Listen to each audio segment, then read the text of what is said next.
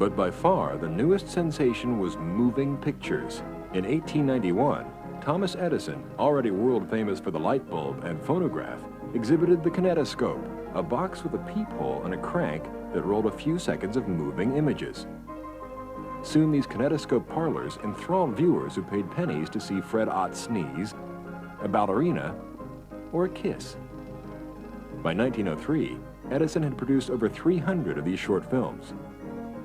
At the same time in France, the Lumiere brothers had thrown a kinetoscope image onto a large screen, arguably the first picture show. Georges Méliès, a Paris magician, broke new ground with the discovery of the special effect. Méliès's experimentation with these special effects led him to produce his most famous film, A Trip to the Moon in 1902, complete with moon girls and a rocket ship.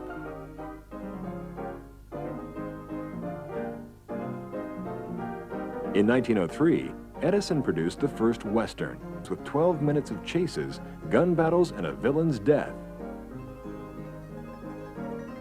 The ending, with Justice S. Barnes firing his 6-gun directly at the audience, caused some viewers to faint. Although in its infancy, the picture show's novelty offered another attraction to audiences interested in experiencing a new form of entertainment. And we went down to the theater. The public clamored for more movies and places to see them. By 1905, the first Nickelodeon opened, a tiny dark room where for a nickel, you watched a few minutes of melodrama featuring endangered maidens, gallant heroes, and leering villains. Saturday night. My family went to I think they never missed a Saturday night. And then they'd go out someplace well, it only cost me a nickel. I used to sometimes take a girl with me. Nearly $100 million to see them.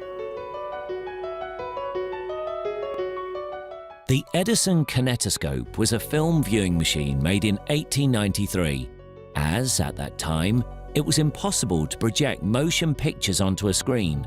So it's an individual peep show viewer that was used in kinetoscope parlors around the world.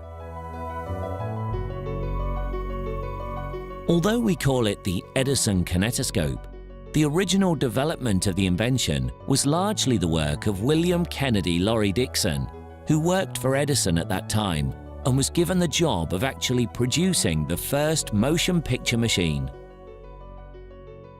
There was a large, custom-made shack built to produce the motion pictures. It was known as the Black Maria, and it was the world's first film studio. It was able to move enough to follow sunlight, and the roof could be raised, but it was very limited as the camera was too heavy to be moved. As a result, the films all tend to be plain background, small, short peep show scenes of dancers, strongmen, circus performers, as well as very small comedy skits with perhaps 3 or 4 players at most. These were the kind of subjects people were entranced to see in the first commercial motion picture film machine. A kinetoscope takes 35mm film, which is still the format we use in motion picture cinemas today. The kinetoscope mechanism was driven by an electric motor powered by an accumulator.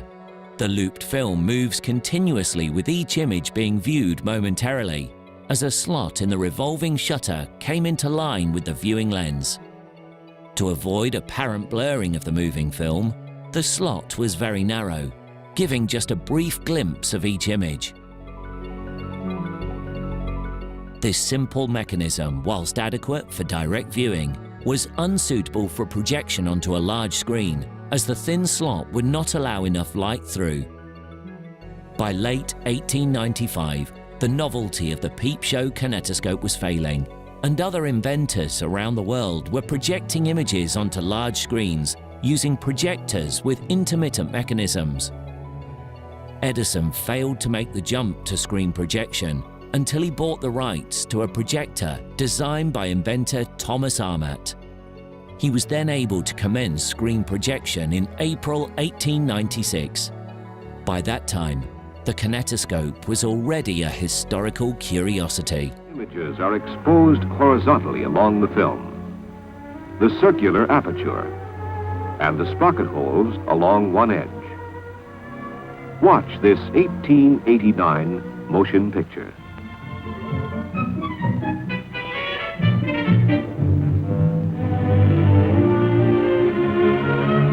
Edison put together $600 worth of wood and tar paper to make this kinetographic theater, promptly renamed by its workers the Black Maria. After a few improvements, it looked like this.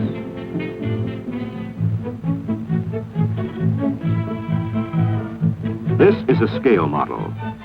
The entire building revolved on wheels, for Edison had installed a much larger kinetograph, and everything had to be brought to the camera, including the sun's rays, admitted by adjusting the panels in the roof. William K.L. Dixon, one of Edison's principal assistants, said, "We find that the contrasts are affected by the total exclusion of light from the lower end of the hall, heightened by draperies of impenetrable black, against which stands out in sharp relief the central stage, on which are placed the kinetographic subjects, bathed in the full power of the solar rays pouring down from the movable roof. The original sound is lost, but here is one of the first sound motion pictures ever made.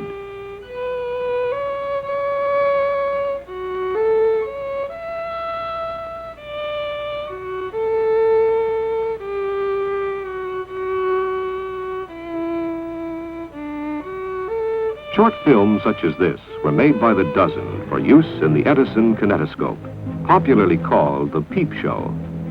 Formed into a continuous loop, the film ran for about a minute.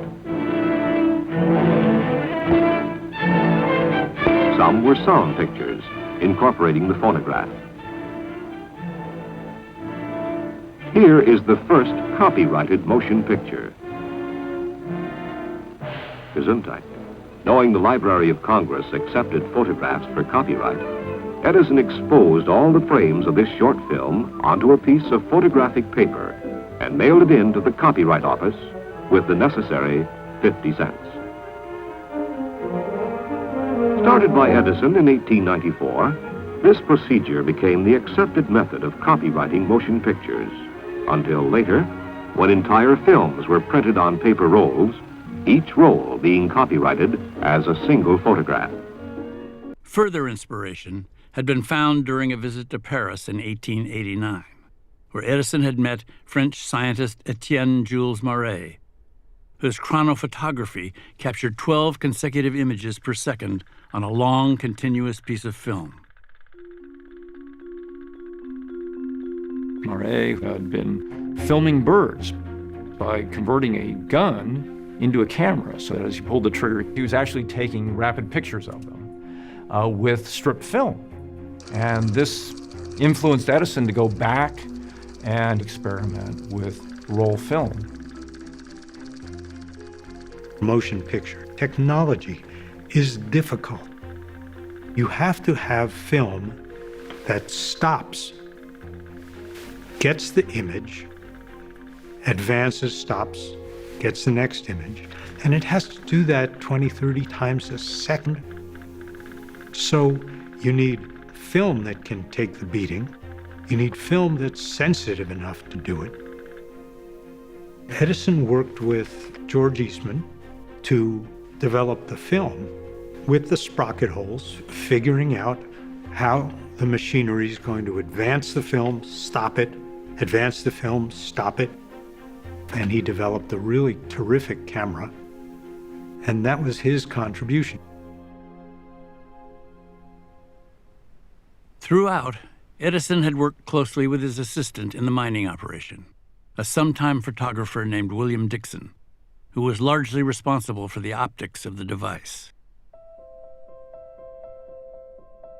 Now, Dixon had begun to produce the first films in what eventually would be the Edison Company's extensive catalog, a collection of short features meant to be shown one at a time on a coin-operated peephole viewing cabinet called a kinetoscope.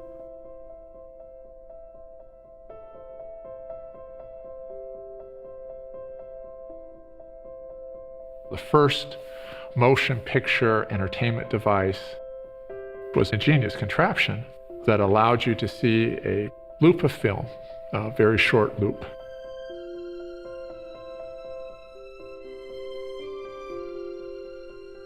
The inaugural batch of kinetoscopes shipped from West Orange in April 1894, 5 to Atlantic City, 10 to Chicago, and 10 to a small storefront in Manhattan, a former shoe shop near Herald Square, soon to become the world's first commercial kinetoscope parlor.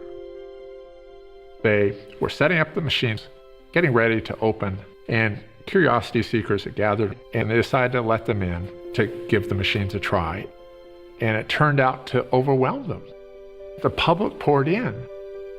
The novelty of the thing was incredibly attractive.